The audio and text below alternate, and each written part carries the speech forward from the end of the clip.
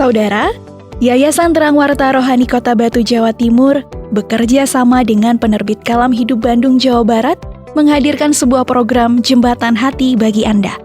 Jembatan Hati adalah program siaran yang memaparkan kondisi dan sifat-sifat hati manusia. Selamat mendengarkan.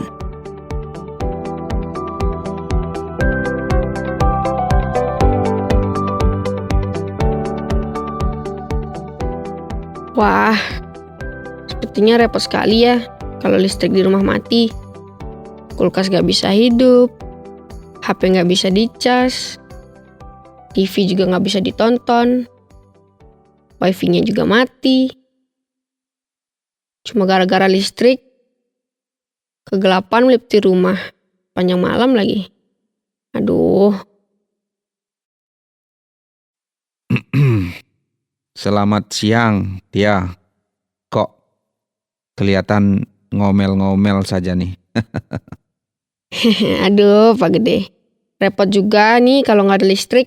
Nggak bisa ngecas HP, kulkas mati, wifi mati. Apalagi kalau malam hari. Aduh, saya jadi susah kalau gelap-gelapan. Aduh, kasihan sekali. Benar sekali, Tia. Iya, Pak.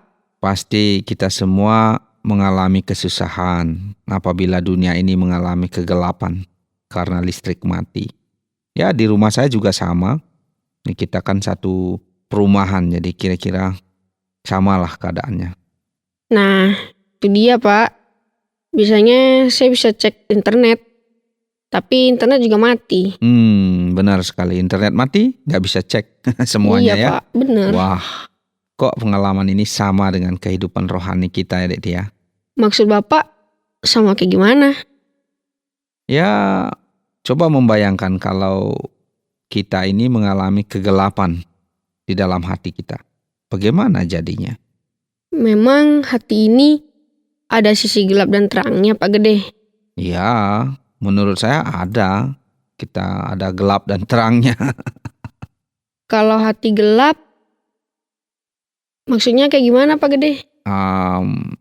Kalau hati gelap itu di mana manusia ini selalu dikuasai oleh keinginan daging dan selalu gagal dalam upaya menjadi orang yang rohani. Jadi intinya hatinya itu diliputi oleh hal-hal yang sifatnya berdosa gitu. Senang dalam hal-hal yang maksiat, senang dalam hal-hal yang dosa, mengejek, bahkan iri hati dan banyak hal lah. Saya rasa itu adalah hati yang gelap seperti itu, Dia. Oh, saya rasa sih hampir semua manusia ya memiliki sifat-sifat yang seperti itu, Pak Gede. Ya, saya setuju dan itu benar sekali, Dia. Dan itulah yang saya maksudkan bahwa setiap manusia memiliki tabiat dalam dirinya, yaitu sifat-sifat yang gelap itu sendiri. Nah, kegelapan itu sih saya menggambarkan bahwa kita orang yang hidup di dalam dosa. Kira-kira kenapa ya kita cenderung untuk kompromi dengan dosa?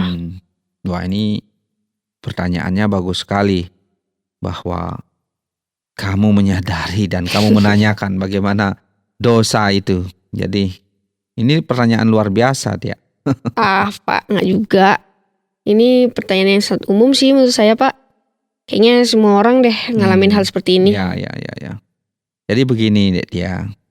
Di dalam kitab suci itu mencatat bahwa sejak manusia melanggar perintah Tuhan di Taman Eden, yang di waktu itu dipengaruhi oleh iblis. Nah, itulah akhirnya manusia dikuasai oleh keinginan dosa. Dan mereka juga sangat diganggu oleh iblis supaya manusia itu cenderung menjauhkan diri dari Tuhan dan sifat-sifat kedagingannya menjadi dominan begitu. Oh, saya ingat sih kisah Adam dan Hawa. Nah, itu dia. Yang menuruti perintah setan daripada menuruti perintah Tuhan. Dan akhirnya mereka sangat tercemar oleh dosa. Benar kan, Pak? Benar tuh, kamu ingat tentang kisah Adam dan Hawa. Jadi itu benar sekali, Tia. Nah, sejak itulah kecenderungan manusia lebih memilih dosa daripada kebenaran. Itulah yang disebut hati yang penuh dengan kegelapan. seperti pengalaman listrik mati ini. Bagaimana rasanya gelapnya, bagaimana sulitnya listrik mati. Itulah hati manusia, Tia. Oh, saya sadar sekarang, Pak. Hati yang gelap artinya hati yang dipenuhi oleh kuasa dosa, gitu kan, Pak? Benar sekali. Itu benar sekali deh, Tia. Berarti ada kaitannya dengan pembahasan kita beberapa hari lalu dong, tentang kitab suci. Ya. Dan Tuhan yang mengutus dirinya menjelma menjadi manusia. Dan juga mengenai rohnya yang diutus untuk menguasai manusia. Nah, itu kamu ingat pembahasan kita lalu dan wah, itu luar biasa. Nah, itulah ya yang saya maksud dan katakan kepada Tia bahwa Tuhan itu menyebut dirinya, akulah terang dunia. Itu dia mengatakan. Barang siapa berjalan di dalam aku, maka orang tersebut tidak akan berjalan dalam kegelapan. Nah, itu yang dikatakan oleh Tuhan, yang adalah dirinya sendiri disebut sang terang itu sendiri, Tia. Wah. Saya jadi belajar sifat Tuhan sekarang sama Bapak.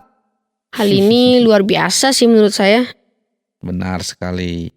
Jadi kita sebenarnya sih sama-sama belajar tentang beliau Tuhan yang Maha Kuasa itu. Jadi setiap kita menyebut Dia, kita mengagumi Dia, sebenarnya kita sedang belajar tentang Dia sama-sama.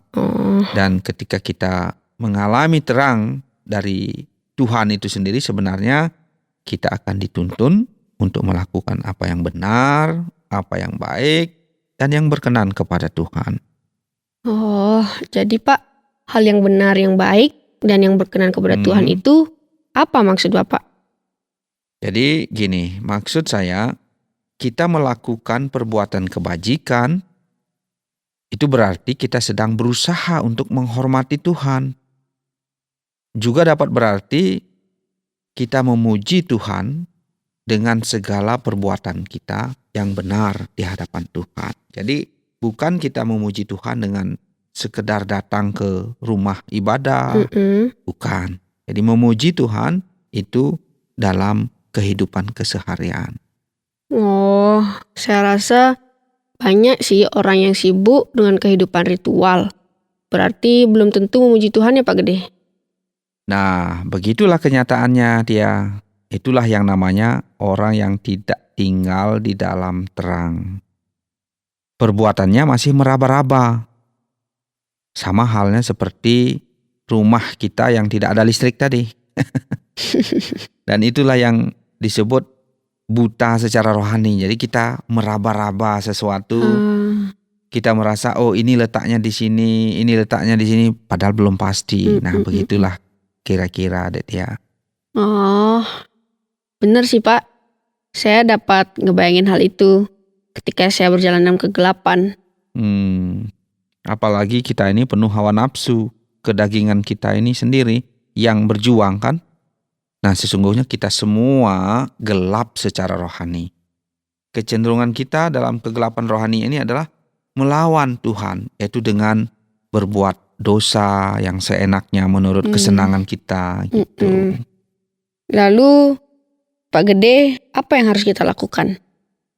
Oh ya, Tia, masihkah kamu ingat apa yang saya sampaikan mengenai kitab suci yang mengatakan karena kasihnya Tuhan itu, Dia rela menjelma menjadi manusia untuk menyelamatkan manusia.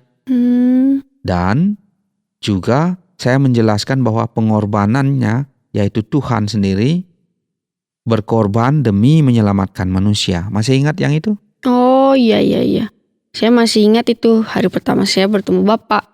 Bapak menceritakan tentang pengorbanan Tuhan yang menjelma menjadi manusia. Ya, syukur kamu ingat. Nah, dengan menerima kasih karunia itu, kita akan memperoleh terang itu sendiri, Detya.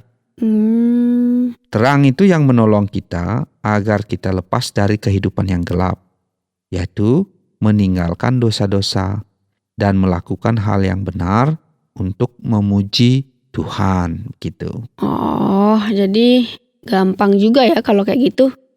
Nah, sepertinya gampang, tetapi tidak semua orang siap menerima anugerah terang begitu yang diberikan oleh Tuhan. Kenapa gitu, Pak? Ya, menurut saya sih ada beberapa hal yang dipertimbangkan itu Tia, bagi sebagian orang. Misalnya apa Pak Gede? Ya, misalnya yang pertama manusia cenderung ingin tetap tinggal di dalam dosa itu sendiri dan enggan untuk berubah.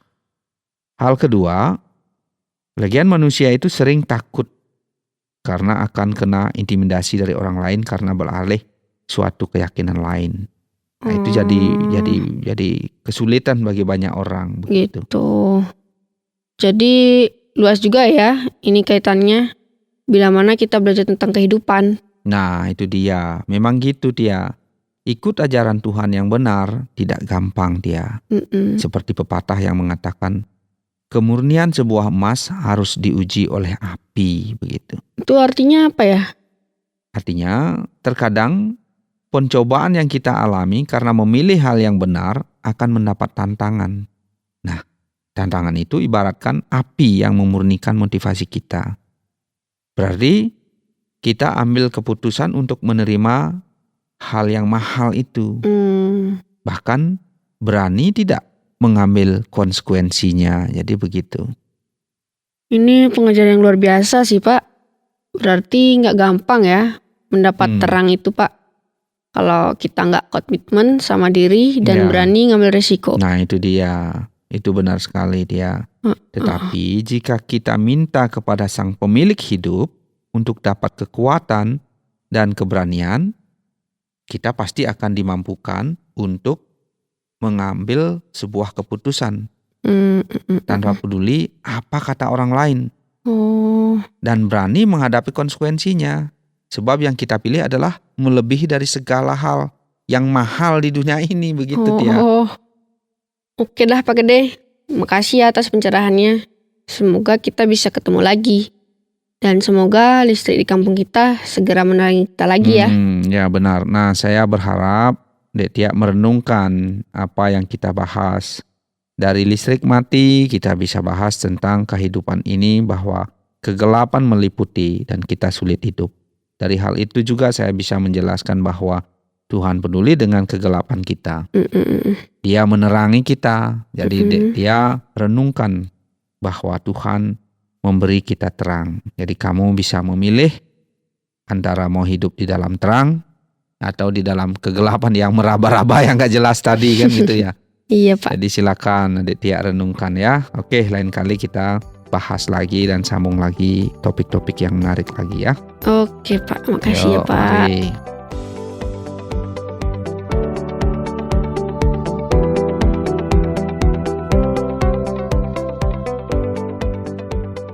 Saudara, terima kasih sudah mendengarkan program Jembatan Hati. Program ini dipersembahkan atas kerjasama Yayasan Terang Warta Rohani Kota Batu, Jawa Timur, dan Penerbit Kalam Hidup Bandung, Jawa Barat. Apabila ada pertanyaan dan saran, silahkan kirimkan ke SMS atau WhatsApp ke nomor 081 333 777 386. Anda juga dapat mengakses penerbit Kalam Hidup melalui website di www.kalamhidup.com. Sampai jumpa!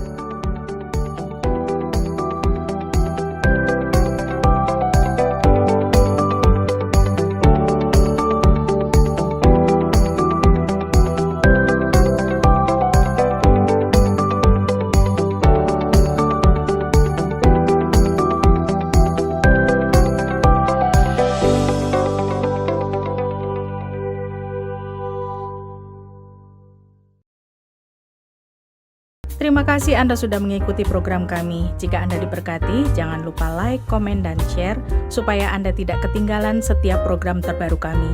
Jangan lupa juga untuk subscribe channelnya dan nyalakan loncengnya.